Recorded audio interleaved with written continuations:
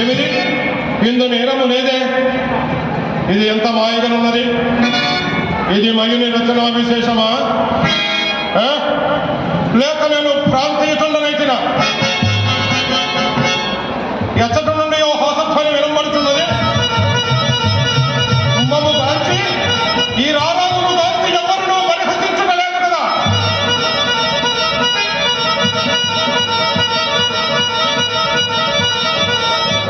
ఇచ్చట ఎవరునూ కాదరాదే.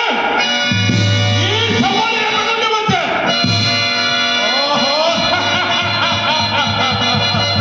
అతులిత మాయా రచనా సమర్థుడైన ఆ మయ బ్రహ్మ ఇట్లు ధ్వని